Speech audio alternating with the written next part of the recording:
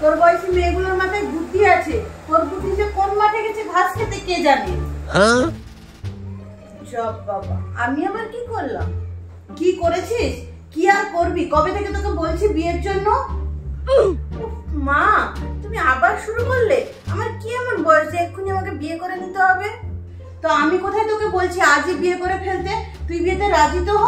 দরজার সামনে ভালো ছেলে সে ইন্টারভিউর জন্য দাঁড়িয়ে তো নেই, খুঁজতে হয় ভালো ছেলে। খুঁজতে খুঁজতেই 2 বছর কোথা থেকে পেরিয়ে যাবে বুঝতেই পারবি না। তুই রাজি তো হ আগে। রোজ এতবার নিঃশ্বাস নাও না যতবার তুমি আমাকে বিয়ের কথা বলো। বাবা, সারাদিন ক্যাসেটের মতন বাজতে আসো, বিয়ে কবে করবি, বিয়ে কবে করবি, বিয়ে কবে করবি। মাথার পোকা আমার ঘুরে গেল, আমি আর নিতে পারছি না। যাও তো, কথাই বলবো না তোমার সাথে, একই কথা। এই চুপ কর। রোজ কোথায় বলি তোকে? সোমবার, মঙ্গলবার, বুধবার, বৃহস্পতিবার তো তোকে বলি না। বৃহস্পতিবারের পর শুক্রবার, শনিবার, রবিবার তো তোর বাবা থাকে। তোর বাবাও আমার সাথে বলে। কোথায় তোকে রোজ দিন বলছি আমরা? রোজ রোজ একই টপিক। তোমাদের আর কোনো কথা নেই না? সকালে ওঠা থেকে রাতে শোয়া পর্যন্ত একটাই টপিক, বিয়ে কবে করবি। আমি এখন বিয়ে করব না মা, তোমরা যত যাই বলো। আমি আগে বিয়েটা করব, তারপরে ভেবে দেখবো। এখন আমার এমন কোনো বয়স হয়নি যে লোকের বাড়ি গিয়ে বেবি সিটিং করতে হবে। তো মানা, তোকে এখন কে বিয়ে করতে বলছে? আমি তো শুধু বলছি তুই বিয়েতে রাজি তো হ। জানিস তোর আর আমার বাবার কবে বিয়ে হয়েছিল? তোর বাবা সেই রাতে বেরিয়েছিল আর সকালে এসে আমাদের বিয়ে হয়ে গেছিল। কুচবি যার একটা বললেই হলো, সারাদিন শুধু আলতু ফালতু কথা। হ্যাঁ, এইসব শুনবো বলে তো তোকে আমি 9 মাস পেটে ধরেছিলাম। যা, তোকে আর কিছু বলবো না আমি।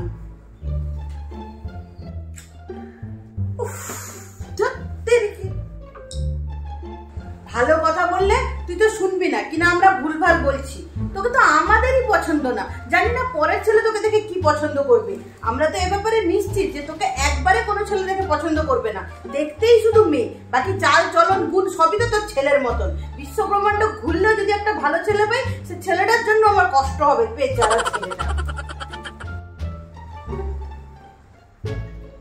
মা, আমার জন্য না ছেলেদের ইউ লাইন লেগে যাবে। দেখেছি তোমার ইউ লাইন লেগে যাওয়ার ছেলেদের আমি দেখেছি। 2 মাস আগেই একজন ফ্যামিলি এসেছিল আমাদের পাশে, মনে আছে?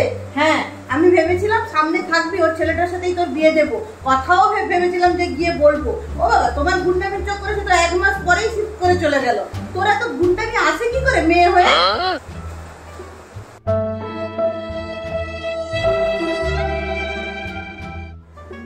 এমনি পাওয়া যায় না ভালো ছেলে, বুঝলি? ভালো ছেলে খুঁজতে হয়। তুই শুধু আমাকে একবার হ্যাঁ বল। দেখ না, 2 বছরের মধ্যে কত ভালো ছেলে আমি তোর জন্য খুঁজে আনি। তুই শুধু একবার রাজি তো হ, আমি ওই রকম ভালো ছেলের লাইন লাগিয়ে দেবো এখানে। তুই শুধু হ্যাঁ বল একবার।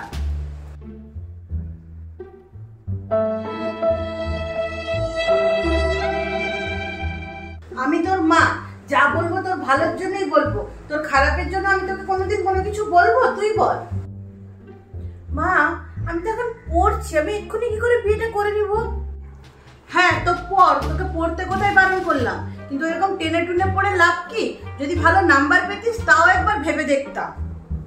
আরে কিছু তো কর, কোথাও তো গিয়ে তোর বাবা মার মাথাটা গর্বের সাথে উঁচু হোক। আমরাও তো বলি যে হ্যাঁ আমাদের মেয়েটা করেছে, ওটা করেছে। না, সেসব আমাদের বোধহয় আর কপালে নেই কোনো দিন। দেখ, এখন তোর যদি কোথাও পছন্দ থাকে তুই সেটা আমাদের বলতেও পারিস। আমরা তো সেরকম বাবা মা না যে মেনে নিব না। না মা, যখন করব তোমার পছন্দেই করব, আমার কোনো পছন্দ নেই। বলছি তাহলে তুই একবার হ্যাঁ বল, আমি তোর জন্য হীরা খুঁজে আনবো একদম। তুই চিন্তা করিস না, তুই শুধু একবার হ্যাঁ বল, হ্যাঁ বল, খোঁজা শুরু করি। বল না, খুঁজি তাহলে। উফ বাবা, আমি আর পারছি না। হ্যাঁ খোঁজো তো খোঁজো, আমি করেই নিবো। আর এই ঘ্যানে ঘ্যানে নিয়ে আমার পোষাচ্ছে না, রোজ একই জিনিস। A few moments later.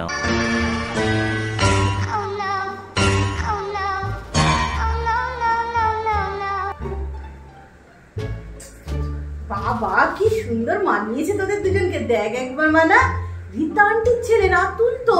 চিনতে পারছিস না? বিদেশে থাকে তো, চিনবি কি করে? ইঞ্জিনিয়ার। হ্যাঁ, বড় জায়গায় কাজ করে। তোর কোনো অসুবিধা হবে না, দেখবি। তোমরা বসো বসো। মানা, আগের মাসের 20 তারিখ ভালো দিন, আমি সব ঠিকঠাক করে রেখেছি। তোরা একটু দুজনের সাথে কথা বলে নে, বাকি সব ঠিক আছে। মাকে তো সারা জীবন কিছু দিলি না, অন্তত বিয়েটা করে আমাকে একটা নাতি নাতনির মুখ দেখা।